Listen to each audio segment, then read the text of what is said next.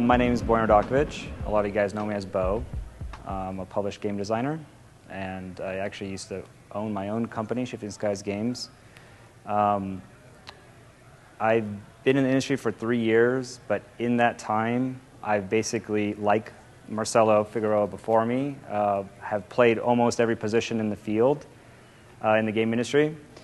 So right now, I'm mostly freelance, and I have 5 games coming out next year.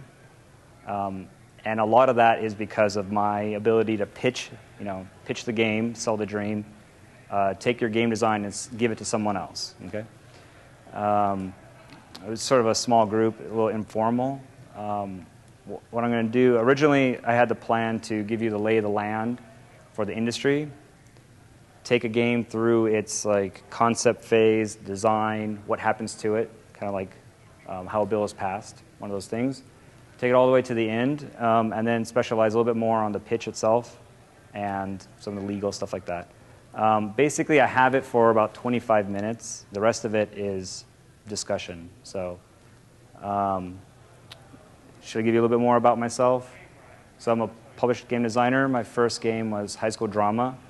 It was Origins nominated 3 years ago, which is actually a very big honor because in my first year, I was on the block with Reiner Knizia, James Ernest, Mike Sellinger, Steve Jackson, and me. So these are they're like my heroes growing up, coming into the game industry. And surprisingly, I lost to Munchkin by 1 vote. So it was actually tied. They had to recount the ballots. It was a really good experience. So from that, I learned a lot. Self-publishing and also working in the industry. From there, I moved on to be the sales and marketing director for PSI. They're a distributor in the industry. At that point, I saw it from the inside, right?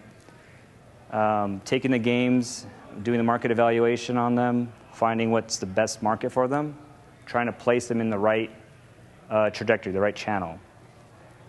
And now mostly I do freelance and creative consulting, that sort of thing. So that's sort of the lay of the land. That's sort of my experience. Let me see what else. Oh yeah, I'm also a convention director. So Doug, I share some of the, the challenges. Yes, well I was going to say the joys and tribulations. When you're in it, it's a lot more like, oh my God, I'm losing my mind.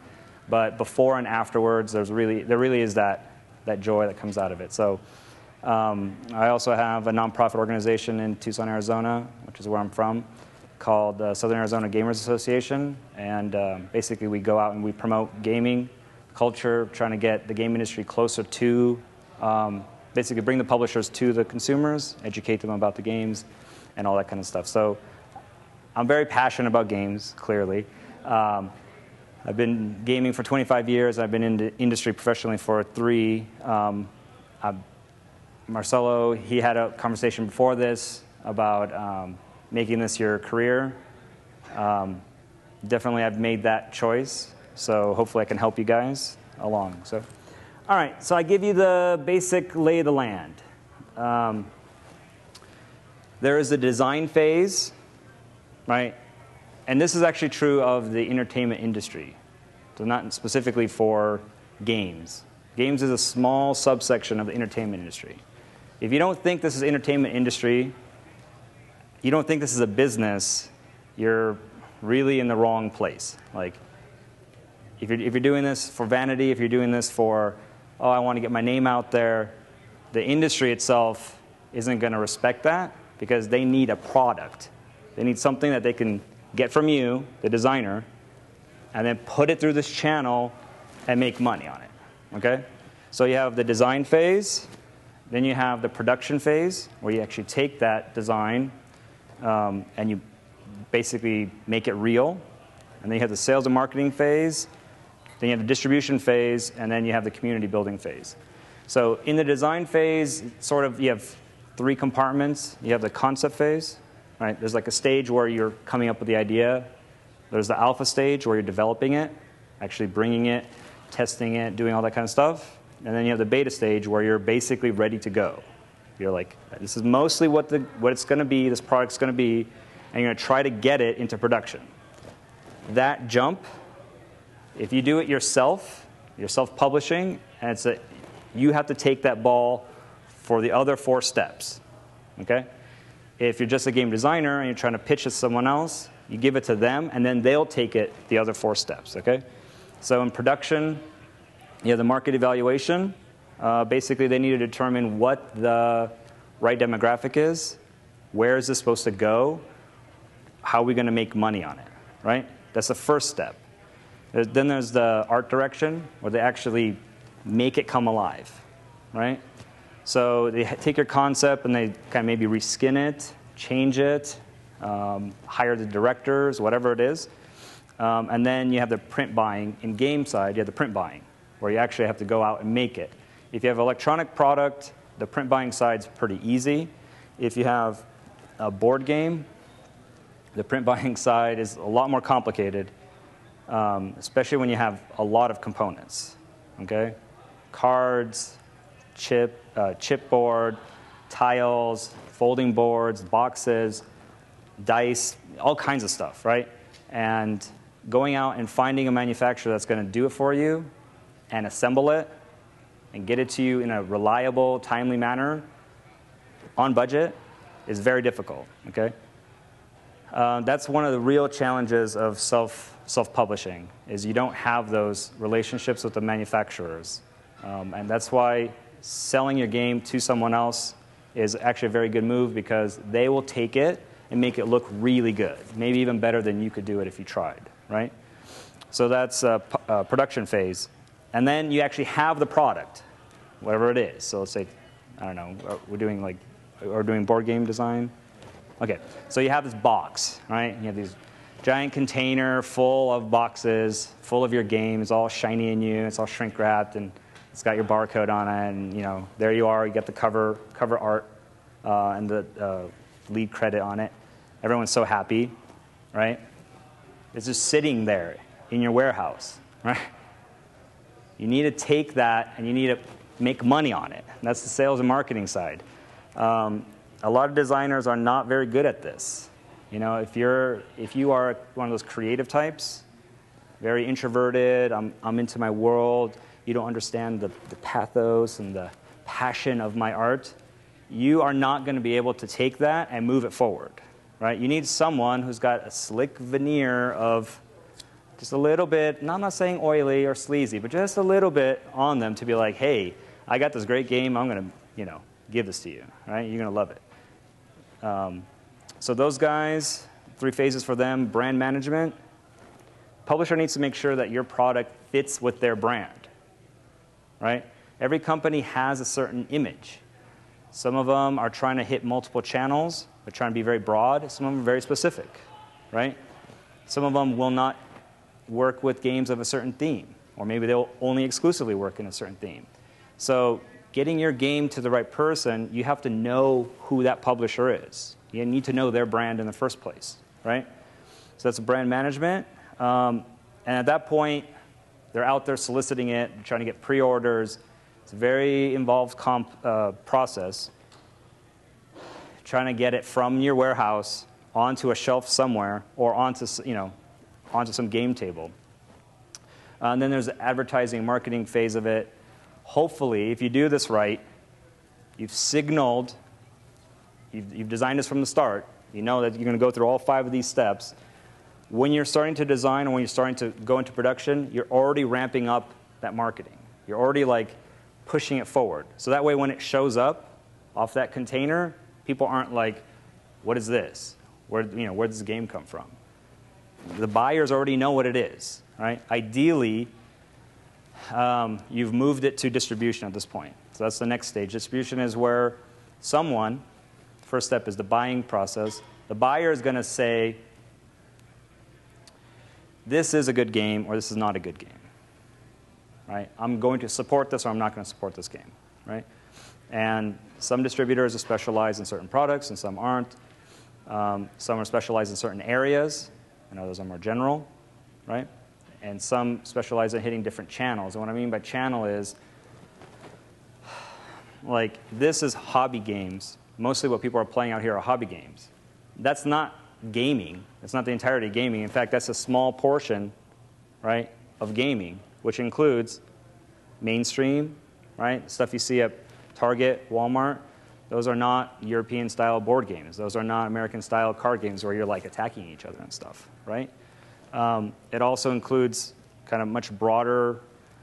It goes into video games and comics and movies and all this tie-in stuff. And if you see it, I mean, it's all sort of one big happy family. And eventually, when you get to community support, you should be able to explode that thing out so that your game has other properties with it. It has a graphic novel. It has, whatever, a movie, some kind of franchise deal or whatever. Like the reason it grows that way is because it's all one industry, right? So hopefully you have the distributors on board.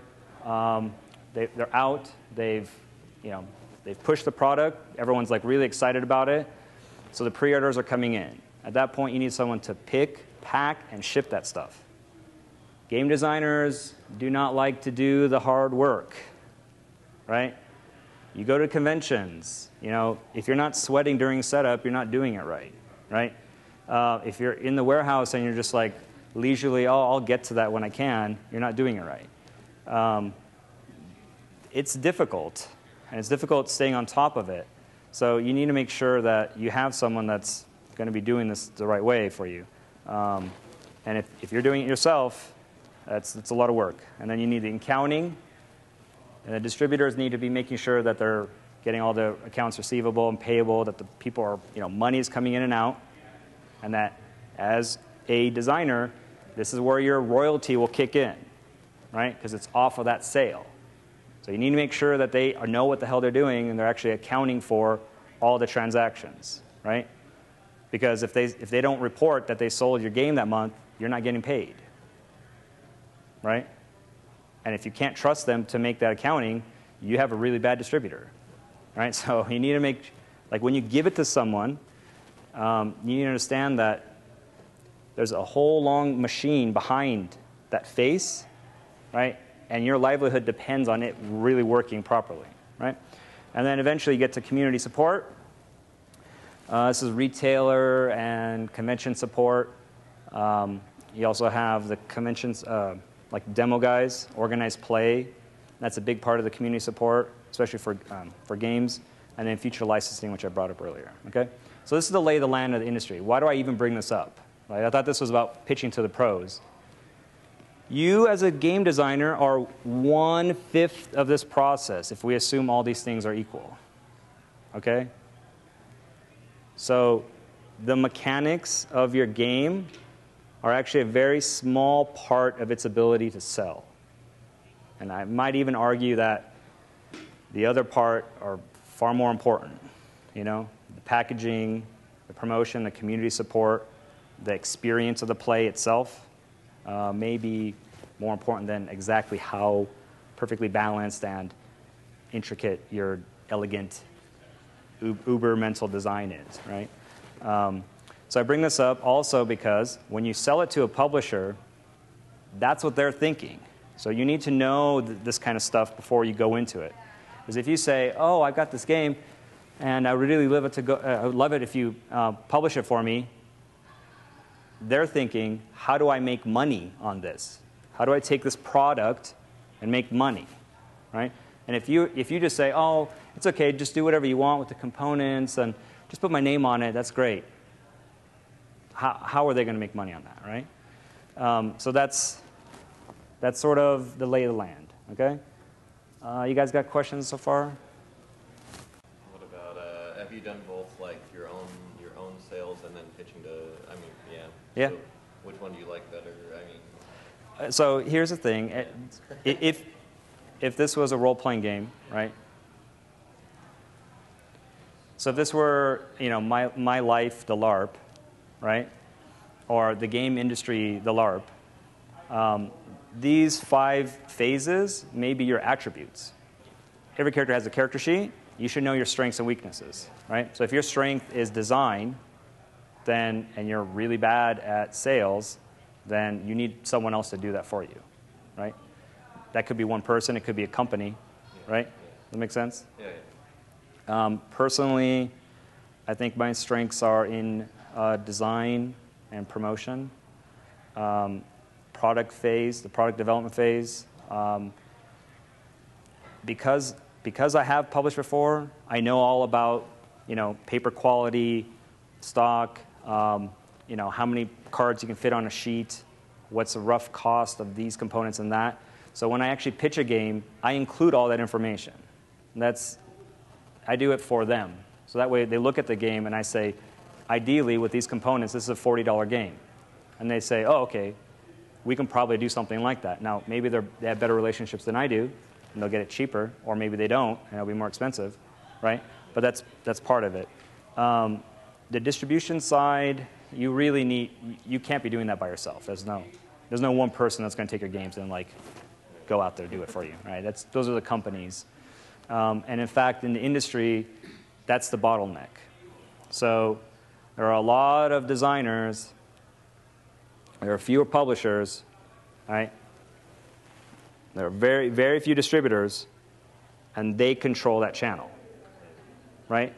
So if you're trying to get into the hobby trade, the hobby market here, and you're not in Alliance, ACD, or GTS, you have a real problem because they specialize in getting into that market, right?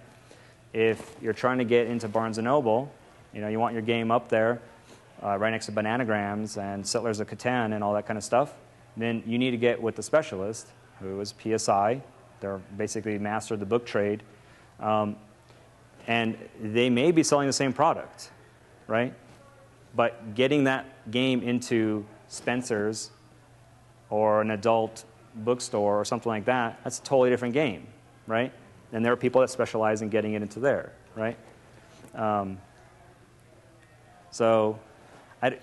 It's difficult coming out of the gate because usually the only stat you have is design, right? You have one rank in design, and that's it. But as you do this more and more, you'll understand the challenges. And when you pitch it to them, they'll be thinking about all these things, and you'll hear it, right? You'll hear the feedback coming back to you about components, pricing, and all that kind of stuff, and you'll learn, right? And you'll learn about the target demographic and so on. So let me go into the design phase kind of more in detail, okay? You want to be pitching this thing already, but it needs to be done, okay? It needs to be in what I call the beta phase, the black box phase. It needs to be in a form where essentially the game is like what it's supposed to be. And if you give it to someone, they open the box and they have the experience of the game right there. It may not be exactly the right components. It may not be sexy, and the art may not be that good, right? Because chances are you're the one that did it. And since you're design, you're not an artist or illustrator. But to get there, you need to go through the development phase, right? Most games, when people say, I have a game, and they come to me, because I go to conventions and I do this, and people pitch their games to me, I evaluate them for the right target demographics, and I help them kind of polish it and put it in the right place so that it gets on to where it's supposed to be. A lot of the stuff they show me are not betas. They're not black boxes. They're actually alphas, white boxes. And at that point, it's you really need to be playing this thing a lot more before you show it. It's difficult, right? But before you can even do that, you have to go through concept phase. Okay, so let's start it there. Everyone has their own method. Some people work early in the morning. Some people, it comes to them at night. For me, it's easiest at night, usually around 3 o'clock in the morning, right? It may be very early for some people. Reiner Knizia. We okay? Yeah, I just had a question. Okay. Reiner Knizia used to be an investment banker, and he would, before work, design games every morning. And he would get up at 4 o'clock in the morning, and from 4 to 6, he would work and design, and then he'd go off to work. When he stopped being an investment banker or managing this giant company, and making millions of dollars. He went to game design, and now he makes a fabulous living doing that. But he's kept that tradition. So every morning he gets up and he works when it's quiet.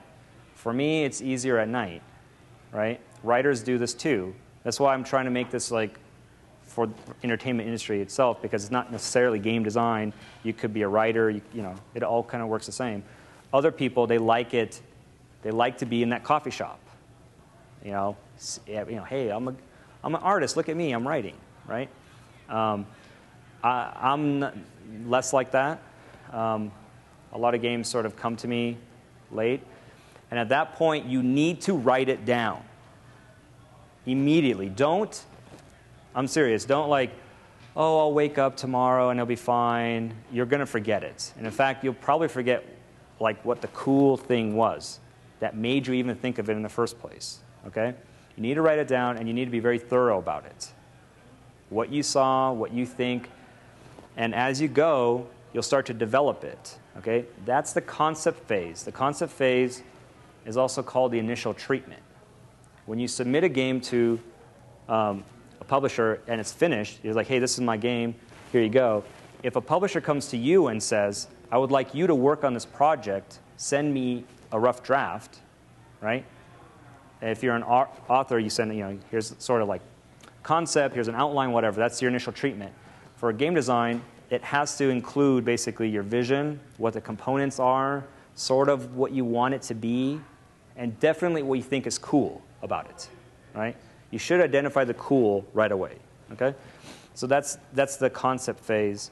For me, they start off on Starbucks napkins. That's sometimes when I'm out, I go, oh, this is a great idea. I'll sit down and I'll write. Sometimes it's the middle of the night. For me, it's a little bit easier that way. Things are quieter. And you just write it out. And then let it go, because if you don't, or at least with me, I can't go to sleep. Like, it sits there burning at me until I write it down. Then you look at it and you try to play it, okay? If you're good at games, you can kind of work the stuff in your mind. Like, okay, well, I'm player one, he's player two, kind of do some stuff. Scribbles on pieces of paper, perfectly fine. Generic components, whatever, that's fine. All you're doing at this point is trying to see if it's actually looking like what you thought, okay? And it may go through a couple iterations, and you may find that, oh, it would be much cooler this way, okay? In concept phase, before you move on to alpha stage, you need to do research. Like, once you have it sort of where it's at, you need to stop and say, what else is out there like this? In this theme, with this mechanism that we're using, that's central part of the game mechanic, whatever that is for your game. If it's a story, has this theme and this story arc been abused? Is it really going to stand out? Okay? Do some basic research. If you don't know the theme very well, it's okay to like just sit down and just spend some time just reading about it, doing the research. You have a question? How much of a detriment is it if you try to work inside of an existing kind of genre? For example, in the RPG world, everybody's got trolls and orcs and so on and so forth. That's a very easy example, but is it? I guess the core question is: do you, if you're trying to break in or you're trying to establish yourself, do you want to do something that's completely out there and different, or is it better to try to take a different take on something that exists and establish yourself that way? You have to write about what you know. Okay? So if you're a train enthusiast and you know all about 18th century history and all that kind of stuff, and the market has many train games, that's okay, right? If you have the expertise. However, if you're making another game, basically if you're doing someone else's game but with pink dots instead of red ones, everyone will look at it and know what you're doing, okay? The really important fact is trying to differentiate, and that's the finding the cool in the game, right? And so a little bit of market research going into it will let you know how many games of that genre there are. European Renaissance influence games. There are a million of them. Should you make a game like that? Personally, I wouldn't.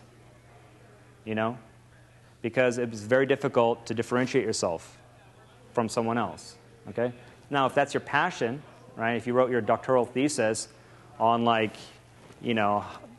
how the merchants in Venice and how they political structure and all that kind of stuff, then that's something that you really know, and that will differentiate it from other games, right? Does that sort of answer your question? It does. Okay. Exactly. My personal preference is to look at where the dramatically underserved population is out there and make a game for that, okay? Or if there's a theme that I feel is rising, if there's a trend in pop culture and entertainment that's coming on, and there's not a game for it, I'd like to get ahead of that and put it into production that way also, okay? I generally don't want to be doing a game that someone else has done. It makes it more difficult to compete. So trend spotting is a good skill to have as a game designer. Remember, this is entertainment industry. So that skill is important, right? And it's important for game design as well, because there are fads, right? It happens, and even happens with mechanisms, right? For gameplay, dice were not cool. No, very cool. 6 months from now, they're not going to be cool. Auctions, bidding mechanics, oh, totally awesome. Now it's oversaturated, right? So you want to be doing something that's unique and innovative, but that's difficult when you don't have that skill, when you don't have the design skill. A lot of times you're going to start off mimicking someone else, improving on prior art, trying to kind of my take on this. That's fine. I mean, that's how you're going to develop your chops, right? But the publisher isn't necessarily going to buy that, right? If they look at it and they're like, oh, that's a Railroad Tycoon. Great. No one's going to shoot you down in concept phase because this is you. This is you fleshing out your idea. Just kind of rip off that. The reason I ask is because how far down the road does someone want to go in the concept phase? That's kind of the thought process, I think. Like, I want to be in, so I'm like, I don't want to spend a lot of time on this. So if I think it's not going to be okay, so there's a little bit of a trick. If in the concept phase you have a theme that's integral to the experience of the game, right? You're not going to want to change it, okay? But if you have a game where, yeah, that totally could be this or that, that's fine, whatever you like, then it's less important. So, example, Rainer Knizia's game, Poison, right? Rainer Knizia produced a game in Germany, little card game. It's a set collecting game if you haven't played it. You have 3 sets, and you're trying to get the number up to 13. If you take it, if you have the most or least, you earn points, and that's the way it works. They shopped it around, a couple publishers. Playroom Entertainment bought that game. It's now Poison, where those are potions that you're making, right? You have these cauldrons, okay? And you're trying to play against each other, and you're trying to collect the most points, and so on. So that worked fine in Hobby Channel. When they were trying to expand and get into more the family market, they took that exact same game, took the theme off of it, and they made Baker's Dozen. Exact same game, you have 3 sets of cards, you're trying to get up to 13. They have, kind of distribution of variables, whatever it is, about the same. Except now they're not potions, they're chocolate, strawberry, and vanilla donuts. And it comes in this little cute donut box. It's got kids on it. Exactly the same game, right? So for Reiner, he made the mechanic itself. He didn't really care if it was donuts or poison. Does that make sense? But if you're making a game that is specifically about this genre, you really can't drop the theme out of it, then yeah, you want to make sure that that's not oversaturated, right? So for the trend spotting that you were talking about, what kind of specific strategies do you use to track that, and then how do you keep up with it across like movies, games, music, that sort of stuff? For me, I think it's graphic novels. Comics and graphic novels show the trend first, and if it works and it starts getting popular, right, you'll see it. And then the fiction will follow, or about the same time, So if you're out there, you need to be reading. You need to be reading comics. You need to be watching movies and that kind of stuff. But the big movies and the big video games take a long time to develop. And they'll make the announcement, hey, 2 years from now, we're making World War Z, the movie.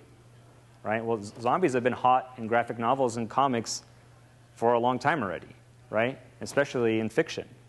So you totally saw that. You have enough time to make your totally awesome zombie game. The problem is when it hits, right? Now there's like 50 zombie games out there. Why is your game cool, right? So if you're first out, right? If you're first out there and there's a dramatically underserved zombie super fan out there, audience, you got them. Great. The trend spotting, I think, is difficult in general, but especially because you have to write what you know. So if you don't know about zombies, it's not your passion, making a zombie game, it's going to be, Reiner made a zombie game, right? Twilight Creations. And that's not his thing. He doesn't have combat in his games.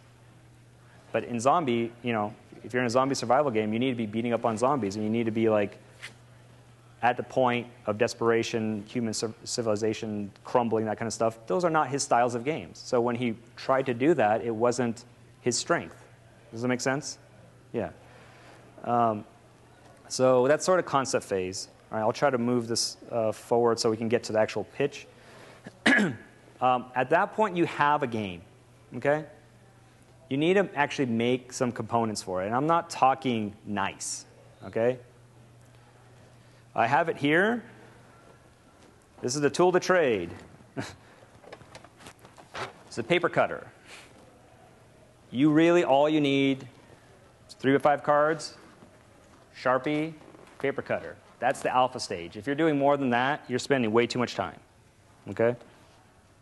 Well, you know what a 3x5 card is, right? Generic components are perfectly fine. If you have something that requires it to be, you know, not just red, but you need it to be like meat, then, you know, we have like component packs and stuff like that. These are little generic standardized components you can buy.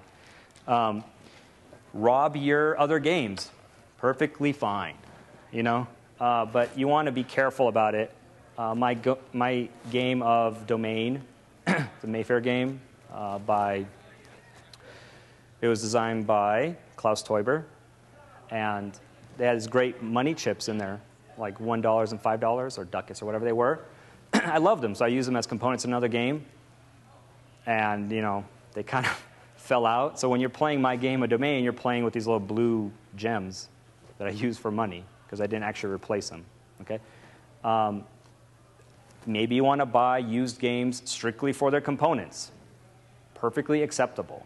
I just did this a couple weeks ago. I bought the old Eagle game, Age of Empires, Age of Mythology, right? Tons of little plastic miniatures in there. Tons of components. It's got cubes, all kinds of things, cards. It's great. You know, I got it super cheap.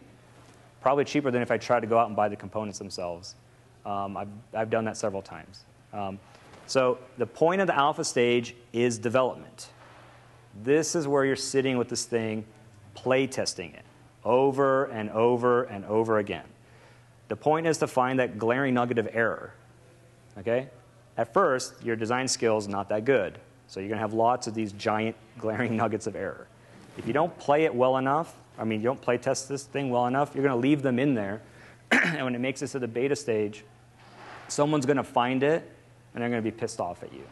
Okay? Like, oh, this is totally broken, or whatever. Okay? Eventually, every time you play test this thing, you take that glaring nugget of error, you make it a little bit smaller, a little bit smaller. And eventually, it becomes the flavor, right? It becomes that knot in the tree that gives it its character. Okay? You polish that thing down all the way to 0, and there's no fat or flavor in it, it may not be a fun game. Okay? The second point in the alpha stage is to find the fun. Okay? I've made plenty of games where I'm playing it, I do the concept, oh, this thing's going to be awesome. Write it out, fully, you know, in the concept phase. I actually have a document now where I say, you know, when I made it, intended audience, what the mechanics are, the components. Like I kind of spell it all out. But from there, you actually make the game, and you play it, and you realize it's awful. Like, just bloody awful, boring, not fun. Okay? I have a game called Zephyr that's coming out in 2010, where essentially all the ancient pilots of mythology have been brought together to prove who among them is the best pilot, right? So you're like on the flying carpet, and like the ninja kite, and all these kinds of things. They come together and they play. The first time I designed the game, it was boring. It was like action point boring. There's a logic puzzle. It's basically a spatial awareness game. It's a racing game. And at first, it was just very predictable and not fun at all.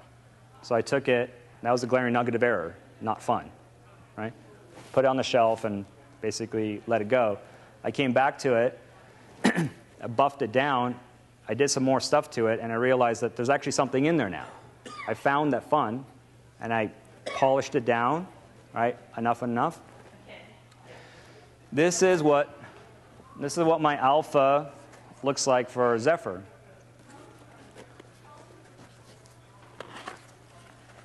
It has a rules book in it, right? Every prototype needs to have a rules book in it. It has a little Ziploc bag with generic components, a little gem bag, and player screens, and the Zephyrs themselves, the air currents. What did I say? Sharpie, cutting board? That's enough, right? Anyway, so that's what the alpha looks like. It's perfectly fine for it to be Sharpie. Don't worry about it. The point of this is development. And I have one of my play testers. He prides himself on always seeing the games in their crappy concept phase. Not even alpha. That's like, he looks at that and he says, wow, those look good. But I mean scraps of paper, scribbles, that kind of stuff, right? You play that thing over and over and over again. Don't spend any time on those components because you're probably going to throw them out, right? Like, don't worry about it. You run this thing enough, eventually you get to beta stage. Beta stage is hard. It's hard to know when you've reached it. Like with graphic designers or editors, if you look at something long enough and you just hate it, oh my God, I can't stand it anymore, you've reached beta stage. It's ready to go, right? With game design, it's difficult because there are different play styles and there's different preferences for play. And while it may be good for you, you may like it, someone else may not like it, right? And it actually could be difficult to write for an audience that you don't know very well. So the important thing for the beta stage is making it so that they like the game now. Not necessarily you, but your intended audience. Does that make sense? Beta stage should have art, okay? The beta stage, it should look sort of like what the game is going to be. I have this little holiday-themed dice game. I kind of mocked up a little cover. It's got Santa's helpers, and they're cute elves, and, And when you open it up, it's got its rules book, and it's got its components, these little dice, right? And the cards, I actually sat down and, made them. So for the beta, you need them to be in sleeves. They need to be shuffleable, okay? Card stock, perfectly acceptable. This one, I have generic laser paper and a card in the back, okay? I go to Costco and I buy a brick of playing cards, 12 decks of cards. It's like $10 or $12, $15, something like that. Very affordable. And I like to do magic tricks, so I basically burn my cards, break them, and bend them, and do all kinds of stuff. So I destroy decks all the time. Great. You stuff them in a sleeve. They work fine. The beta needs to be playable. You need to literally give this to someone and say, play it, and it plays.